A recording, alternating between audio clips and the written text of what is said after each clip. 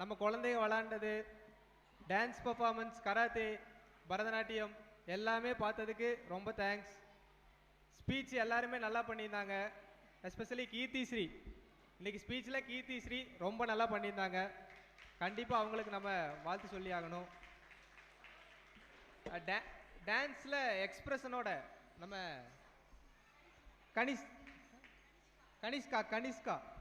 கனிஷ்காவோட dance expression இன்னைக்கு வேற லெவலில் இருந்தது. எல்லாரும் சூப்பராக பண்ணோம். அண்ட் ஒரு சின்ன கதை சொல்லி நம்ம என்னோட இதை முடிச்சுக்கலாம்.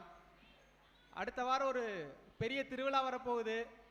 எல்லாரும் அந்த திருவிழாவில் நீங்கள் கலந்துக்க போகிறீங்க. அது சம்மந்தம் ஒரு சின்ன கதை நம்ம எல்லாத்துக்கும் தேவைப்பட வேண்டியதா. இது மதங்களை தாண்டி மகாபாரதம் ஒரு மிகப்பெரிய கருத்துக்களையும் ஒரு அறம் சம்மந்தப்பட்ட தகவல்களை எல்லாத்துக்கும் சொல்லும். உன்னிப்பாக கவனிச்சிங்களா, மகாபாரத சம்மந்தப்பட்ட புனைக்கதைகள் எல்லாமே நம்ம வாழ்க்கையை தழுவுனதாக தான் இருக்கும். பாரத போர் முடிஞ்சு தர்மருடைய ஆட்சி நடந்துட்டு வரப்ப தர்மருடைய அரசவையில் கண்ணனும் அங்கம் பெறார். தர்மரை பற்றி எல்லாத்துக்கும் தெரியும். எல்லாருக்கும் யாசகம்னு கேட்க வரவங்க எல்லாருக்கும் வாரி வாரி வழங்கக்கூடியவர். தர்மருடைய ஆட்சி நடைபெறும் பொழுது பொன் பொருள்ங்கிறது கேட்டு வரவங்க எல்லாத்துக்கும் வாரி வழங்கிட்டு இருந்தார். ஒரு நாள் அரசவையில் அதே மாதிரி தர்மர் யாசகம் எல்லாத்துக்கும் வழங்கிட்டு இருக்காரு. கண்ணன் அங்கே உட்காந்து அவ்வளோ நெகிழ்வாக அவரை பார்த்துட்டு இருக்காரு. கண்ணன் பார்க்கறதையும் தர்மர் பார்க்குறாரு. அரசவையெல்லாம் முடிஞ்சிருது. எப்போவுமே கண்ணனும் தர்மரும் மாலை நேர நடைப்பயணத்தில் அரசாங்கத்தை பற்றியும் தன்னுடைய நாட்டை பற்றியும் மாறி மாறி கருத்துக்களை பரிமாறுறது நடக்கும். அப்படிப்பட்ட சமயத்தில் தர்மர் கேட்குறாரு. தர்மருக்கு எப்பவுமே ஒரு சந்தேக புத்தி இருந்துகிட்டே இருக்கும்.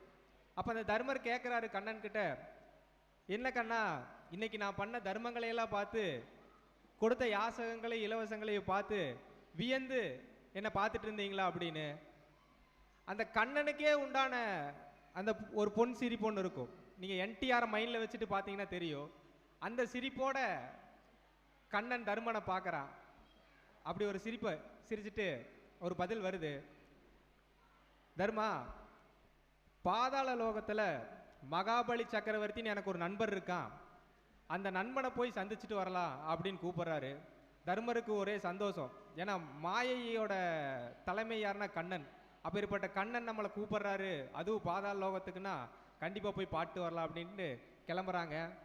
பாதாள லோகத்தில் மகாபலி சக்கரவர்த்தியோட ஆட்சி நடக்கிற அந்த ஊருக்குள்ளே நுழையும் போது எல்லா பக்கமும் மாட கோபுரங்கள், வசதி வாய்ப்பான மக்கள் வாழ்ந்துட்டு வராங்க. அரண்மனை என்ட்ரன்ஸுக்கு போகிறாங்க. உள்ளிருந்து மகாபலி சக்கரவர்த்திக்கு தகவல் கொடுக்குறாங்க.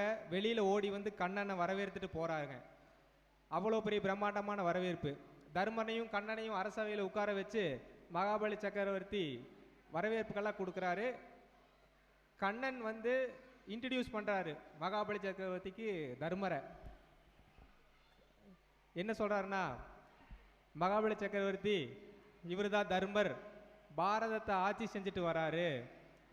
பாரதத்தில் இவங்களுடைய அரசவையில் இவங்க ஊரில் இல்லைன்னு கேட்டு வரவங்களுக்கு யாசகங்களும் பொன்னும் பொருளும் அவ்வளவு இலவசங்களையும் வழங்கி அந்த நாட்டையும் அந்த மக்களையும் இலவசங்களும் தர்மங்களும் யாசகங்களும் வழங்கி மிகப்பெரிய தர்மர்னு பேர் பெற்று அவருடைய பேருக்கேற்ற மாதிரி வாழ்ந்துட்டு வராரு அப்படிங்கிறாங்க. மகாபலி சக்கரவர்த்தி சொல்கிறாரு, எனக்கு ரொம்ப வருத்தமாக இருக்குது அப்படிங்கிறாரு. உங்களை மாதிரி எனக்கு தர்மமும் யாசகமும் இலவசங்களும் கொடுக்க முடியலையே அப்படின்னு வருத்தப்படுறேன்னு சொல்கிறாரு. தர்மர் கேட்குறாரு, ஏன் உங்கள் நாட்டில் பொருளாதாரம் இல்லையா, பொன் பொருள் எதுவும் இல்லையா அப்படின்னு கேட்குறாரு. மகாபலி சக்கரவர்த்தி சொல்கிறாரு, யாசகமும் இலவசங்களும் பொன் பொருளும் கொடுக்கறக்கு என்னுடைய நாட்டில் ஏழைன்னு யாருமே இல்லைன்னு சொல்கிறாரு. எப்படி? இலவசங்களும் யாசகங்களும் பொன் பொருளும் கொடுக்கறக்கு என் நாட்டில் ஏழைன்னு யாரும் இல்லைங்க, அதை நினைச்சு தான் நான் வருத்தப்படுறேங்க.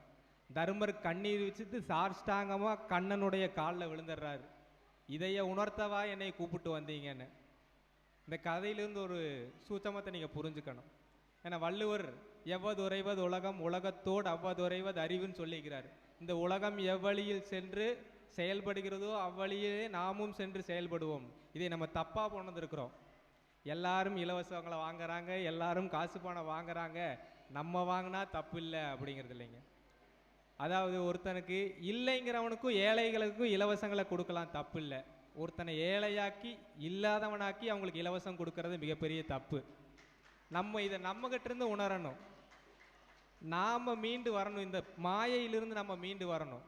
நம்ம வரி பணம் தான் வாங்கலாம், யாருக்கு வேணால் ஓட்டு போடலாம், தவறான விஷயம்.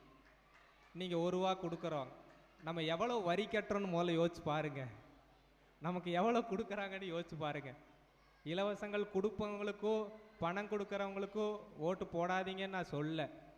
கொடுக்க வரவங்ககிட்ட ஒரு விஷயம் சொல்லலாம், ஐயா நீ வேட்பாளர், மேலே எனக்கு நம்பிக்கை இருக்குது, என்ன நீ நம்பு, நீ நல்லவன், உனக்கு நான் ஓட்டு போடுறேன், எனக்கு நீ நம்பிக்கையோட இந்த மக்களுக்கு அடிப்படை தேவைகளை பூர்த்தி செஞ்சுதா, என்னுடைய பொருளாதாரத்தை நான் பார்த்துக்கிறேன், எனக்கு சம்பாத்தி இருக்குது, என் அப்பா அம்மா சேர்த்து வச்சுருக்காங்க, அவங்க சேர்த்து வைக்கலினாலும் நான் சம்பாரிச்சுக்கிறேன், நீ எனக்கு அடிப்படை தேவைகளை பூர்த்தி செஞ்சுதான்னு சொன்னீங்கன்னா மக்களாகி நம்ம திருந்தினோம்னா வேட்பாளர் திருந்திடுவாங்க. வரவங்க என்ன நினைக்கிறாங்கன்னா கொடுத்தாதான் ஓட்டு போடுவோன்னு நினைக்கிறாங்க. உண்மை இது. நல்லவங்க வராங்க, ஆனால் கொடுத்தாதான் மக்கள் ஓட்டு போடுவாங்களா அப்படின்னு நினைக்கிறாங்க. இந்த நிலைமை மக்களாகி நம்ம மாற்றணும். இதெல்லாம் ஏன் இங்கே சொல்கிறோம், இதெல்லாம் ஏன் நான் இங்கே சொல்லணும்? ஒரு விஷயம் நீங்கள் புரிஞ்சுக்கங்க, நம்ம குழந்தைங்க தான் நம்மளை பார்த்து வளரும். நீங்கள் சோபாவில் உட்காந்து சேரில் உட்காந்து சாப்பிட்டீங்கன்னா அந்த குழந்தையும் சோபாவில் உட்காந்து சேரில் உட்காந்து தான் சாப்பிடும். நீங்கள் டைனிங் டேபிளில் நீட்டாக உட்காந்து சாப்பிட்டா அந்த குழந்தையும் நீட்டாக உட்காந்து சாப்பிடும். கீழே சமணங்கால் போட்டு உட்காந்து சாப்பிட்டீங்கன்னா அந்த குழந்தை சமணங்கால் போட்டு உட்காந்து சாப்பிடும். இந்த விஷயம் அடிப்படைங்கிறது வீட்டிலிருந்து ஆரம்பிக்குது. நீங்கள் நாளைக்கு இதை ஒவ்வொரு விஷயமும் நம்ம அறம் சார்ந்த விஷயங்களை குழந்தைகளுக்கு பழக்கினா தான் அந்த குழந்தை நாளைக்கு நம்மளை பார்த்து ஒரு நல்ல குழந்தையாக வரும். எங்கள் பிரெய்னி கிட்ஸ் குழந்தைகளோட அப்பா அம்மா ஒரு கடனாளியாக காசு வாங்கிட்டு இலவசங்களை வாங்கிட்டு ஓட்டு போடாமல் ஒரு கௌரவமான வாக்காளர்களாக தங்களுடைய ஓட்டுக்களை பதியணும் அப்படிங்கிறது எங்களுடைய விருப்பம்.